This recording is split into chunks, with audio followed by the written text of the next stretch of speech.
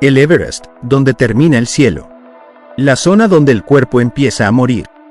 Por encima de los 8.000 metros sobre el nivel del mar, el cuerpo humano empieza a morir. No es una metáfora. No es exageración. Es fisiología pura. A esa altitud, el aire tiene menos del 33% del oxígeno que respiras ahora mismo. Tus pulmones trabajan al máximo, pero no pueden absorber suficiente. Tu cerebro empieza a hincharse lentamente. La sangre se espesa. Los dedos dejan de sentir. El juicio se nubla. Y si te quedas demasiado tiempo, no regresas. Los alpinistas le llaman la zona de la muerte. Y el Everest no solo está en esa zona. El punto más alto de la Tierra está a 848 metros más arriba de ese límite. Esto es lo que pasa cuando los seres humanos intentan llegar al lugar donde termina el cielo. La física de la muerte a 8.848 metros. Para entender lo que hace el Everest al cuerpo humano, primero hay que entender dónde está. El monte Everest mide 8.848 metros con 86 centímetros de altura. Esa medida fue actualizada en 2020 por un esfuerzo conjunto de China y Nepal, después de décadas de debate sobre cuánto suma o resta la capa de nieve en la cima. Es la montaña más alta del mundo medida desde el nivel del mar. No la más alta desde su base, ese título lo tiene el Mauna Kea en Hawái, la mayor parte bajo el océano, pero sí la que está más cerca del vacío. Y eso lo cambia todo. A nivel del mar, el aire que respiras tiene una presión de aproximadamente 101 kilopascales. En la cima del Everest, esa presión cae a menos de 34. Es como si alguien hubiera aspirado 2/3 partes del aire que necesitas. En esas condiciones, cada bocanada entrega al cuerpo apenas una fracción del oxígeno que necesita para funcionar con normalidad. El resultado se llama hipoxia aguda de altitud. Y sus efectos son brutales. Primero el dolor de cabeza. Luego el mareo. Después la confusión.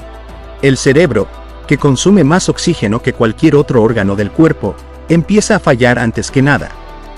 Los alpinistas reportan alucinaciones. Toman decisiones irracionales. Algunos se sientan a descansar en la nieve y simplemente no vuelven a levantarse. Pero hay algo más. A esa altitud, el frío es de otro planeta. Las temperaturas pueden caer a menos 60 grados centígrados con el factor viento. Cada milímetro de piel expuesta es territorio de gangrena. Los dedos, las orejas, la nariz, son los primeros en perder circulación, los primeros en morir. Y todavía falta algo, el tiempo. El cuerpo no puede aclimatarse a la zona de la muerte. No hay proceso de adaptación que funcione ahí arriba.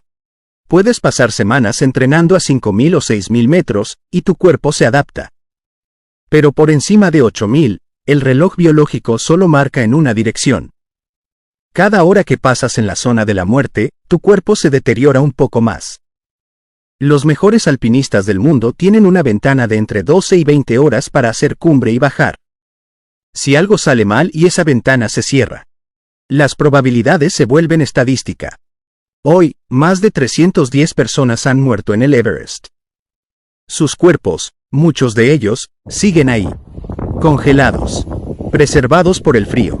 Algunos sirven como referencia geográfica para los escaladores que suben después de ellos. Eso es el Everest. Y aún así, desde 1953, más de 6.000 personas han llegado a la cima. Mayo de 1996, la tormenta que cambió todo. Si hay una fecha que definió la historia moderna del Everest, es el 10 de mayo de 1996. Ese día, 8 personas murieron en la montaña durante una sola tormenta. Fue la jornada más letal en la historia del Everest hasta ese momento. Y lo que la convirtió en algo más que una tragedia fue quien murió. No eran novatos. No eran turistas de aventura. Eran algunos de los mejores guías de montaña del mundo. La historia tiene varios protagonistas, pero 2 son centrales.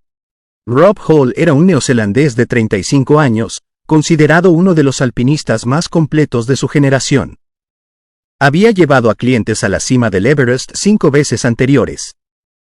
Su empresa, Adventure Consultants, era sinónimo de expediciones exitosas. Era meticuloso, seguro, con un historial impecable. Ese año tenía 8 clientes bajo su guía. Scott Fisher era americano, carismático, apodado El Oso, por su físico y su energía. Fundador de Mountain Madness, otra empresa de expediciones comerciales. Fisher era el tipo de guía que irradiaba confianza. Sus clientes lo adoraban. También tenía grupo propio en la montaña ese mismo día. Ambos equipos salieron hacia la cima en la madrugada del 10 de mayo. La ventana meteorológica parecía buena. El plan era hacer cumbre antes del mediodía y empezar el descenso con luz y tiempo suficiente. Lo que nadie calculó fue la lentitud. En expediciones comerciales, los grupos van al ritmo del más lento. Y ese día, el paso era demasiado lento. Los primeros alpinistas alcanzaron la cima bien pasado el mediodía, mucho después de la hora límite que los guías experimentados establecen como punto de no retorno. Entonces llegó la tormenta. Se formó de manera súbita, como suele ocurrir en el Everest. En minutos, la visibilidad cayó a cero. Vientos de más de 100 kilómetros por hora. Nieve horizontal. Temperatura mortal. Y en la montaña, decenas de personas atrapadas a más de 8.000 metros, con el oxígeno agotándose, incapaces de ver más allá de 1 metro. Rob Hall quedó atrapado cerca de la cima junto a un cliente, Doug Hansen, que estaba demasiado exhausto para moverse. Hall no lo abandonó. Esa decisión le costó la vida a ambos. Antes de morir, Hall logró establecer contacto por radio. Su esposa, Jan Arnold, embarazada de su primera hija, habló con él desde Nueva Zelanda mientras él estaba en la cima más alta del mundo, congelándose. Fue la última conversación que tuvieron. Su hija, Sarah, nació meses después. Nunca conoció a su padre. Scott Fisher murió más abajo, agotado, sin oxígeno, incapaz de seguir descendiendo. Tenía 40 años. John Krakauer, escritor y alpinista amateur que subía esa temporada como periodista para la revista Outside, sobrevivió. Y escribió un libro. Into Thin Air, traducido como Mal de Altura, se convirtió en uno de los libros de no ficción más vendidos de los años 90. Krakauer describió con detalle brutal lo que vivió. La euforia de la cima, el terror de la tormenta, la culpa de haber sobrevivido cuando otros no lo hicieron. El libro cambió para siempre la conversación pública sobre el Everest. Por primera vez, el mundo grande, no solo la comunidad alpinista, entendió lo que realmente pasaba ahí arriba. Y la pregunta que quedó flotando fue la misma que sigue sin respuesta clara. ¿A qué precio se vende el sueño de llegar a la cima del mundo? Anatoly Boukriev, el que bajó para salvar. Dentro de la misma tormenta del 96, hay una historia que muchos no conocen. Y merece su propio espacio. Anatoly Boukriev era un alpinista kazajo, guía del equipo de Fisher, considerado uno de los mejores de su generación. Fuerte como pocos, aclimatado como nadie, capaz de moverse en alturas extremas sin oxígeno suplementario, algo que la mayoría de alpinistas no pueden hacer. Krakauer lo criticó en su libro. Boukriev había bajado antes que sus clientes, sin esperarlos. Para el escritor, eso era abandono. Para Boukriev, era supervivencia estratégica, bajar rápido, recuperarse, y volver a subir si alguien necesitaba ayuda. Y eso fue exactamente lo que hizo. En medio de la tormenta, con visibilidad cero y temperatura letal, Boukriev salió del campo 3 veces. Solo. Sin oxígeno suplementario. En la oscuridad total. Y sacó a 3 personas que de otra manera habrían muerto congeladas en la nieve. La controversia con Krakauer duró años. 2 narrativas opuestas sobre los mismos hechos, 2 supervivientes con versiones distintas de la misma noche. Anatoly Boukriev murió en 1997, un año después de la tragedia, en una avalancha en el Annapurna. Tenía 39 años. A veces el Everest permite que seas héroe. Rara vez te deja el tiempo suficiente para disfrutarlo. La zona de la muerte hoy. Cuerpos que no bajan. Hay algo que los documentales suelen omitir o mostrar apenas de reojo. En el camino hacia la cima del Everest hay cuerpos. Cuerpos reales, humanos, de personas que subieron y no pudieron bajar. El frío extremo los preserva. No se descomponen. Permanecen exactamente donde cayeron, muchos de ellos durante décadas.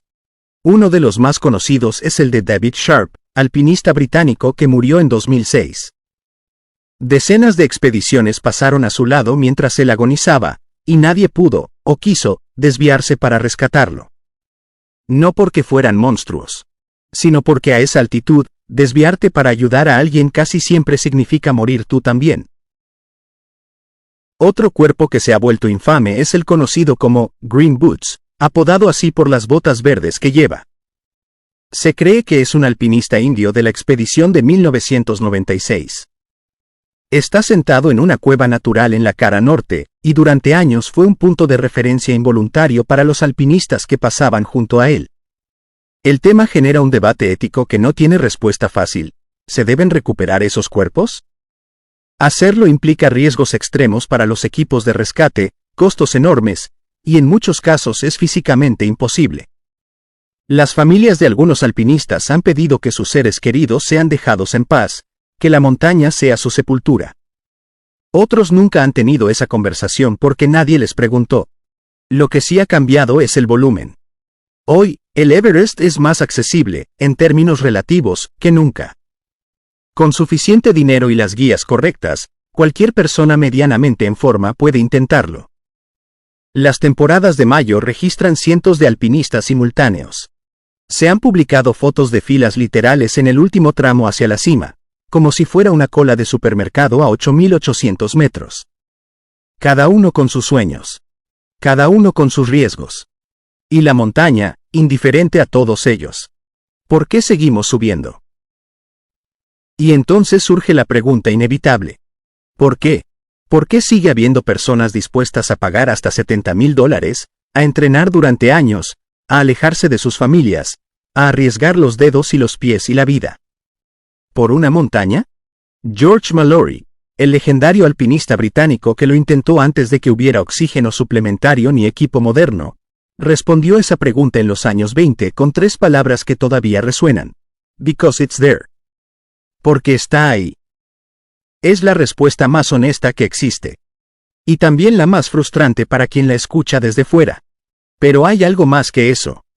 Hay algo en el ser humano que necesita límites para entenderse a sí mismo. Algo que solo aparece cuando todas las comodidades desaparecen, cuando el cuerpo dice basta y la mente tiene que decidir si seguir o no. El Everest es el examen más extremo de esa pregunta. Rob Hall murió ayudando a alguien que no podía bajar solo. Anatoly Boukreev arriesgó todo para salvar a personas que no eran su responsabilidad. Jon Krakauer bajó cargando una culpa que nunca del todo dejó ir. Y miles de personas que nunca conoceremos subieron esa montaña y dejaron algo ahí, en el frío y el viento. Algo que no se puede explicar en un video de YouTube ni en un libro ni en ningún idioma.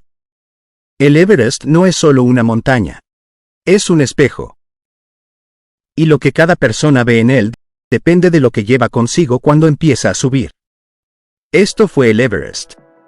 Esto fue Destinos que Hablan. Si este video te movió algo, compártelo con alguien que todavía crea que viajar es solo tomar fotos. Y si quieres saber qué destino hablamos la próxima semana, ya sabes qué hacer con ese botón de suscripción.